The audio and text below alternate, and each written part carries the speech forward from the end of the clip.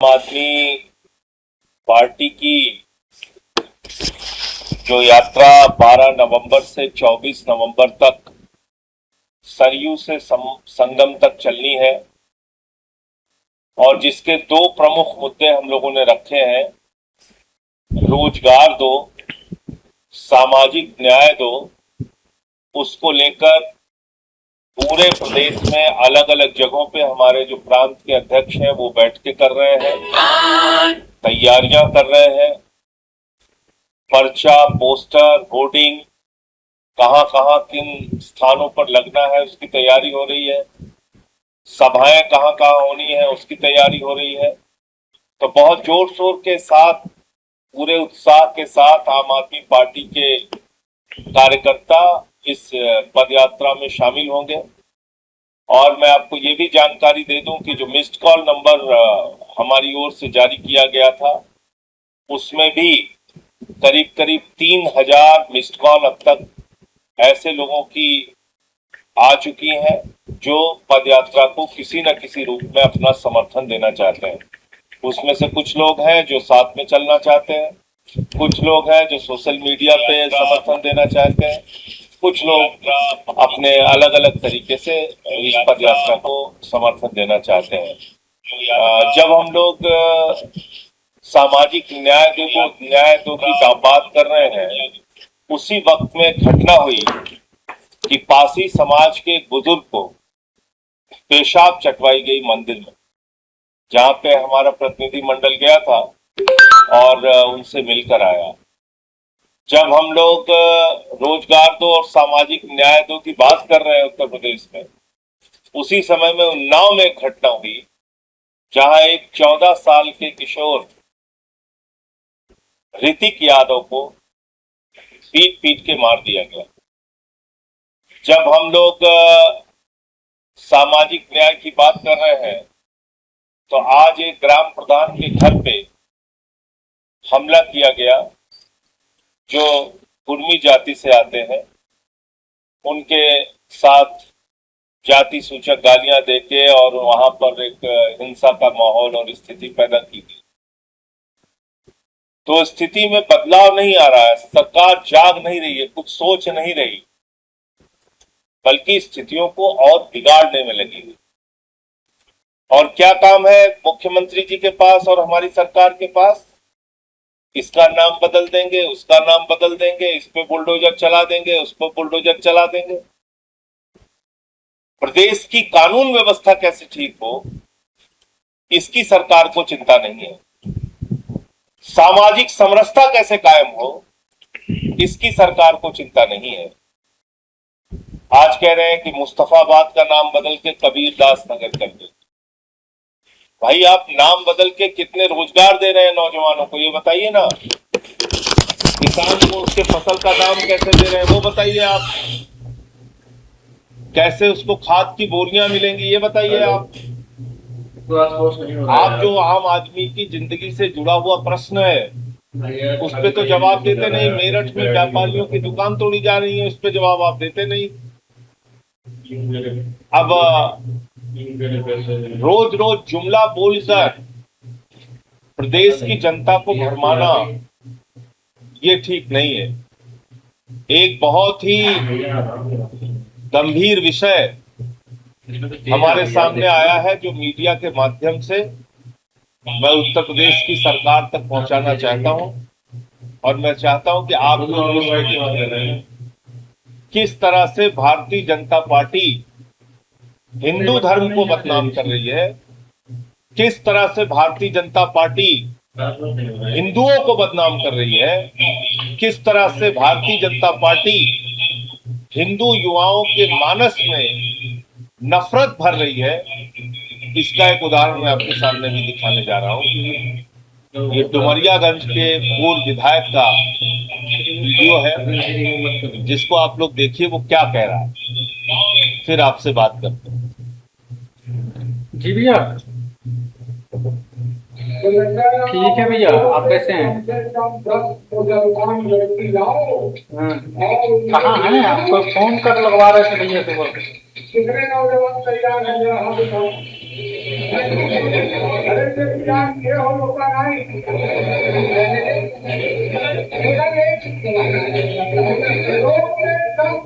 मंजूर नहीं है। शादी हम करेंगे और ये घोषित करते हैं कि जो लेके आएगा उसको खाने पीने भर का नौकरी भी दिलाएंगे, रोजी रोटी भी दिलाएंगे।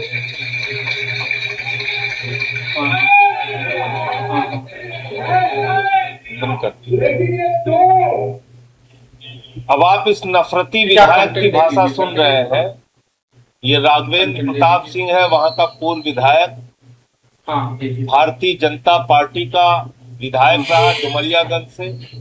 और आप देखिए तस्वीर किसकी लगी हुई है, एक तरफ मोदी जी हैं और दूसरी तरफ योगी जी हैं, आप भेज और भारतीय जनता पार्टी का कमल का निशान बना हुआ है और आगे ये आदमी खड़ा हुआ है।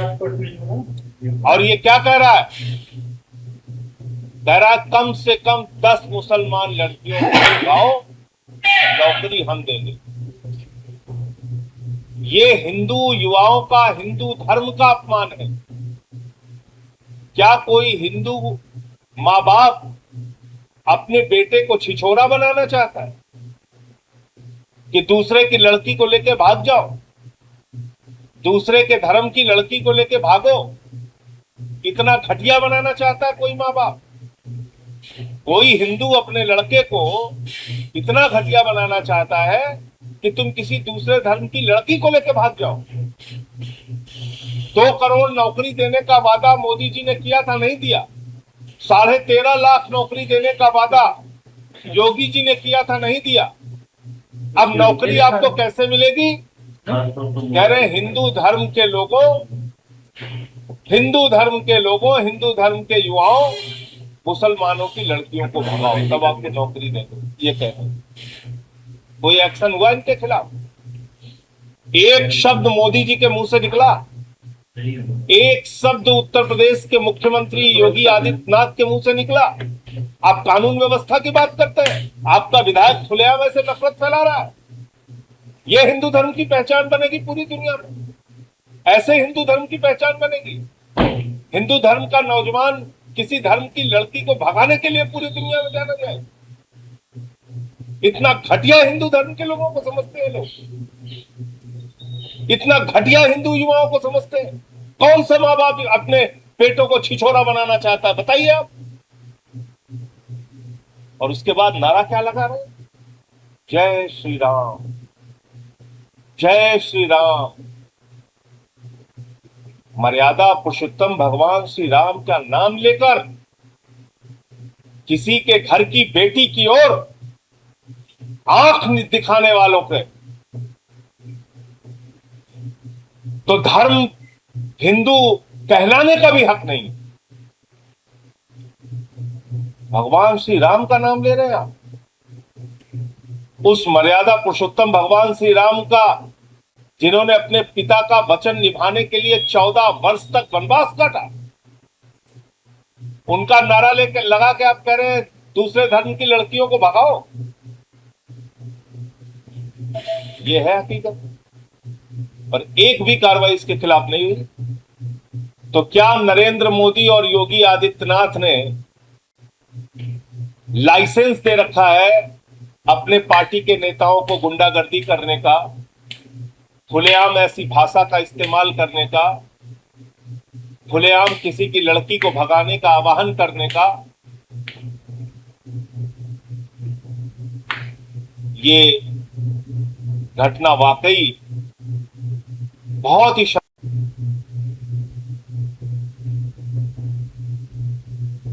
Hello hello hello hello hello Nitin, disconnect हो गया।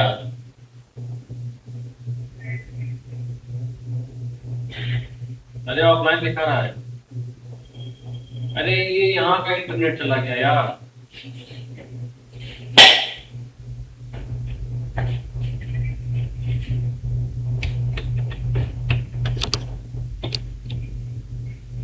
अरे यार मेरा इंटरनेट यहाँ का चला गया। चल गया। सुनो इसलिए पैदा हुआ है कि वो दूसरे धर्म की लड़की को बढ़ाएगा। नहीं हो पाया यार। एक प्रश्न तो ये था। दूसरा मसला है हमारे जनपद सुल्तानपुर से जुड़ा हुआ बिरसिंहपुर का एक सरकारी अस्पताल है, अरे उसमें ट्राई जहाँ पर हमारे मुख्य प्रवक्ता बंसराज दुबे जी कई दिन से धरना दे रहे थे।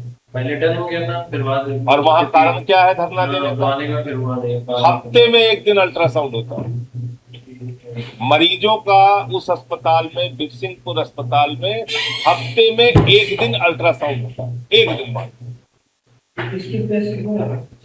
और जितनी दवाएं मरीजों को लिखी जाती हैं सब बाहर से लिखी जाती हैं। अभी आपने बैलगाड़ी का सीन देखा, हमीरपुर का। बैलगाड़ी में महिला का प्रसव कराने के लिए लेके जा रहे हैं। उत्तर प्रदेश में अस्पतालों के दृश्य सामने आते हैं, कहीं मोमबत्ती से ऑपरेशन हो रहा है, कहीं बैलगाड़ी से महिला को प्रसव कराने के लिए ले जाया जा रहा है, कहीं कुत्ते जो है वो हॉस्पिटल के बेड पे बैठे हुए हैं। ये स्वास्थ्य व्यवस्था की हकीकत है। मैंने अपने जिले का अस्पताल का वीडियो जारी किया था, जहां पे कागज पे एक्सरे करके दे रहे हैं। और जिसकी लड़ाई बंसराज जी लड़ रहे हैं, वहां हफ्ते में एक दिन अल्ट्रासाउंड होता है। और दावा करेंगे कि हम तो अमेरिका और लंदन से बढ़िया स्वास्थ्य व्यवस्था दे रहे हैं यूपी में। ये योगी जी का दावा है। तो वहां के जो सीएमएस है, उसके मुंह से निकल गया कि भाई आप हमारा क्यों पुतला फूंकना चाहते हैं? अगर पुतला फूंकना है तो योगी जी का पुतला फूंकिए। और आज वो सीएमएस सस्पेंड हो गया।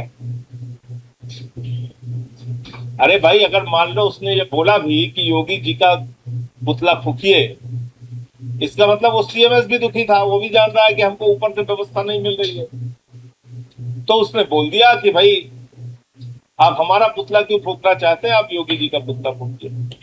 तो बजाय इसके कि वहां डेली अल्ट्रासाउंड शुरू किया जाए, बजाय इसके कि बाहर से दवा ना लिखी जाए और दवा वहां पे दी जाए मरीजों को, आज उस सीएमएस को ही सस्पेंड कर दिया गया। तो मैं आप लोगों के माध्यम से बताना चाहता हूं कि स्थानीय स्तर पे हमारी पार्टी के लोग वो लड़ाई लड़ रहे हैं। बंसराज जी उसका नेतृत्व कर रहे हैं। शीघ्र उसका समाधान कर दीजिए, वरना फिर पार्टी को अगर सारी जगहों से इकट्ठा होकर उस मामले में जुटना पड़ा तो फिर प्रशासन को दिक्कत होगी। इसलिए उसका समाधान होना चाहिए। ये एक तीसरा विषय था।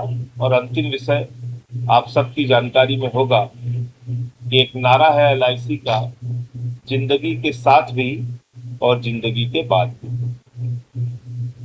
यानी देश की जीवन बीमा की सबसे बड़ी कंपनी वो इस देश के करोड़ों लोगों को विश्वास दिलाती है कि जब तक आप जिंदा हैं, आप बीमा की राशि हमारे पास जमा कीजिए, हम आपके साथ हैं। और ईश्वर न करे अगर आपकी मृत्यु हो गई तो हम आपके परिवार के साथ हैं। यानी जिंदगी के साथ भी हैं और जिंदगी के बाद भी हैं। उसके साथ क्या किया मोदी जी ने? उसके साथ ये किया नरेंद्र मोदी जी ने कि एलआईसी का 33,000 करोड़ रुपए, जिस एलआईसी में लगभग 25 करोड़ लोगों के पैसे जमा है, जीवन की गाढ़ी कमाई का पैसा जमा है, उस एलआईसी का पैसा उठा के 33,000 करोड़ रुपए अपने दोस्त अडानी को दे। 3300 रुपए नहीं, 33,000 रुपए नहीं, 3300 करोड़ नहीं, 33,000 करोड़ रुपए। और कैसे वक्त में दिया? जब अडानी को लेकर हिंडनबर्ग की रिपोर्ट आई, जब अडानी की कंपनी डूबने लगी, निवेशकों ने अपना पैसा खाली कर लिया, जब सारे निवेशकों को लगा कि अब अगर अडानी की कंपनी में पैसा लगाएंगे तो हम बर्बाद हो जाएं, ऐसे वक्त में मोदी जी ने कहा हमारे दोस्त को बचाओ और देश के करोड़ों लोगों का पैसा इसी अडानी के ग्रुप में डुबाओ। तो डुबा दिया गया। अब अगर शेयर का मतलब है आप उसके साझीदार बन गए, एक डूबती हुई कंपनी का साझीदार कौन बनता है? एक बर्बाद हो रही कंपनी का साझीदार कौन बनता है? एक भ्रष्टाचार में लिप्त कंपनी का साझीदार कौन बनता है? एक घोटाला करने वाली कंपनी का साझीदार कौन बनता है? नरेंद्र मोदी और वित्त मंत्रालय और LIC। 33,000 करोड़ रुपए का बॉन्ड और शेयर LIC ने खरीदा अडानी की कंपनियों का। आप कल्पना कीजिए, और इसकी कोई रिपोर्ट हिंदुस्तान में नहीं उजागर हुई। अमेरिका के अखबार वॉशिंगटन पोस्ट ने उसको उजागर किया। आप अंदाजा लगाइए। तो अब अगर शेयर डूबेगा तो देश के करोड़ों निवेशकों का पैसा डूबेगा।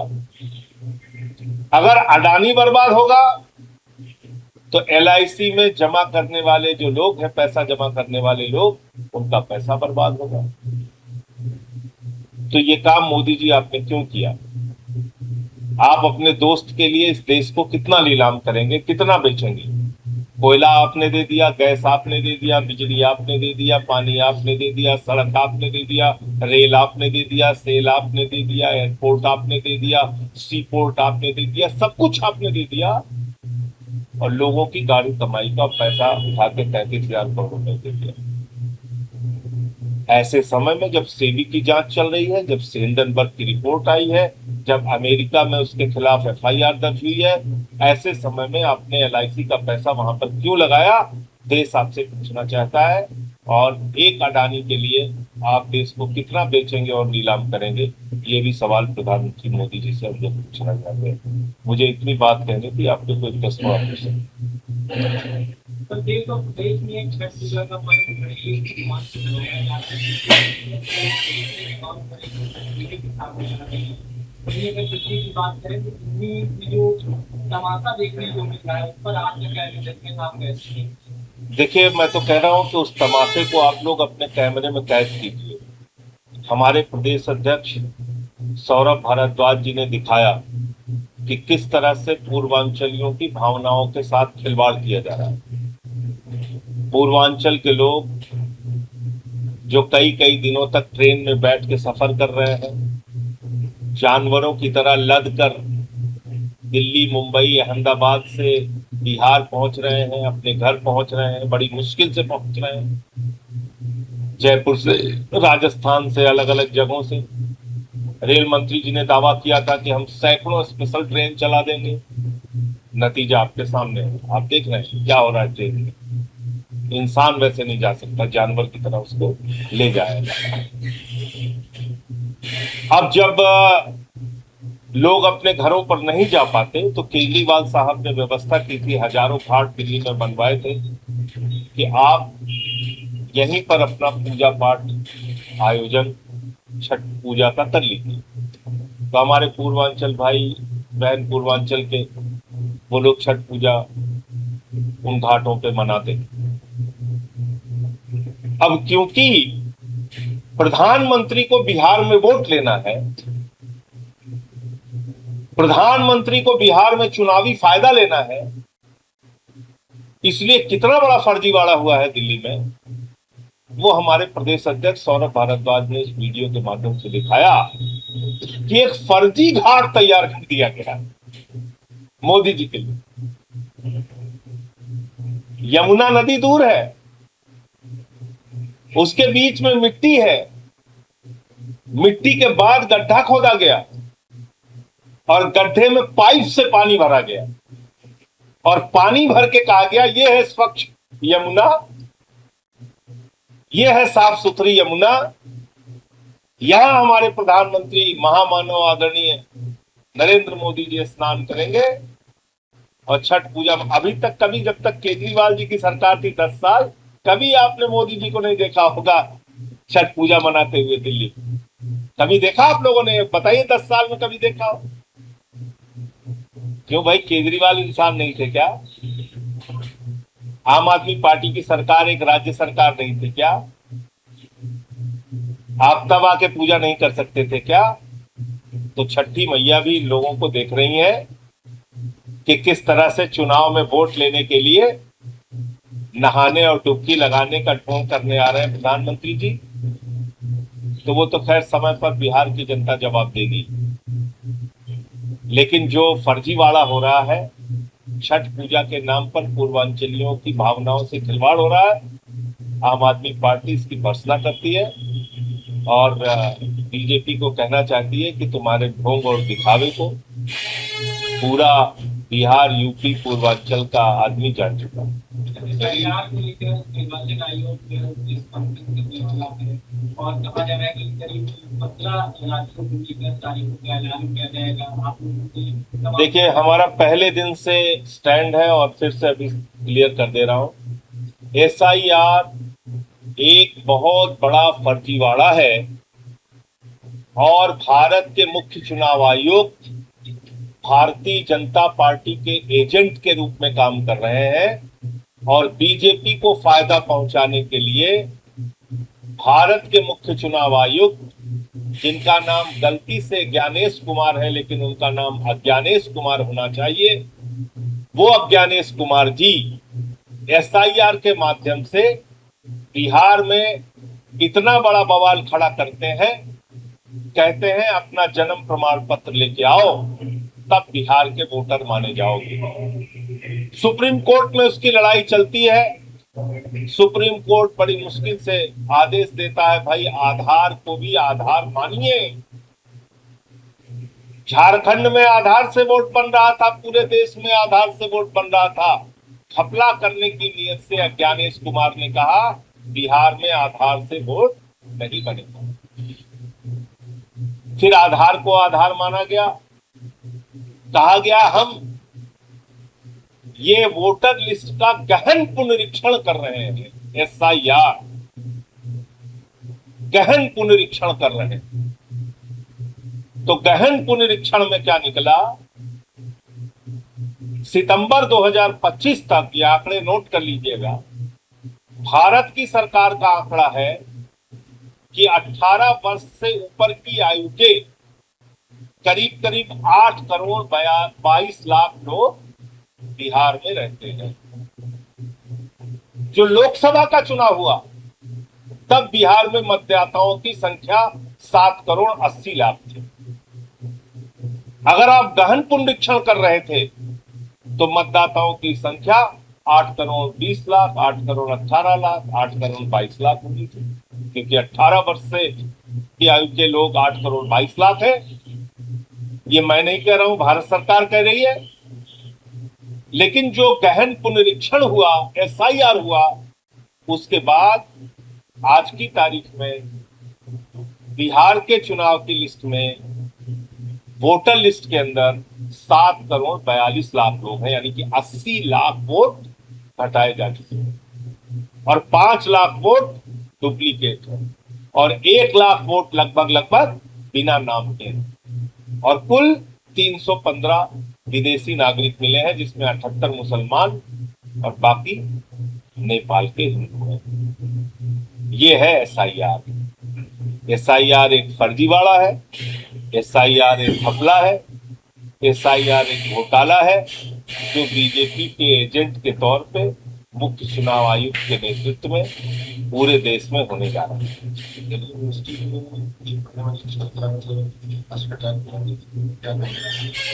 बहुत ही दुर्भाग्यपूर्ण है और मैं रेवसोल नाम की एक संस्था है जिसके साथ काम भी करता हूँ, शाहीन मलिक जी उसकी अध्यक्ष हैं, और ये जो एसिड अटैक के विक्टिम्स होते हैं, मुझे उनके साथ काम करने का मौका मिला है, सौभाग्य मिला है। कितनी पीड़ा होती है उनको। हम आप तो एक बार किसी की मृत्यु हो जाती है 10-15 दिन 20 दिन रोके अपने उस गम को धीरे धीरे भुला लेते हैं, लेकिन जो एसिड पीड़ित होता है, एसिड विक्टिम होता है, वो हर दिन मरता है। वो महिला हर दिन मरती है जब अपना चेहरा तो शीशे के सामने देखती है। तो ये बहुत बड़ी घटना है और जिन घटनाओं पर लंबे समय से पूरी तरीके से रोक लगाने की बात हो रही है और एसिड की बिक्री पर रोक लगाने की बात हो रही है, उस पर सरकार ने समय रहते काम नहीं किया और ये दुर्भाग्यपूर्ण घटना हुई है। बाकी मैं दिल्ली जा रहा हूँ तो और पता करके मैं परिवारों से मिलने की कोशिश करूँगा। बिहार की चुनावी रैली में तेजस्वी यादव को सिर्फ बिहार की सत्ता में आएंगे तो वो कानून को कोई ये वक्फ कानून तो हम लोगों ने पहले भी कहा था कि कूड़ेदान में डालने योग्य है। ये तो नफरत फैलाने की दृष्टि से ही बनाया गया था। सुप्रीम कोर्ट ने वो सारी बातें मानी जो बातें हमने उठाई थी। तो अभी बहुत सारे मुद्दे उसके बचे हुए हैं। तो वक्फ कानून जबरन थोड़ी थोपा जा सकता है इस देश के अंदर।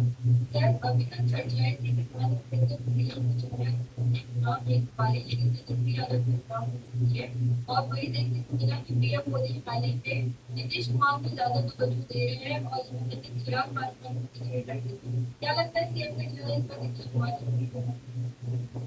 देखिए, नीतीश कुमार जी का भविष्य उनकी पार्टी को मिलने वाले नंबर के ऊपर निर्भर करेगा।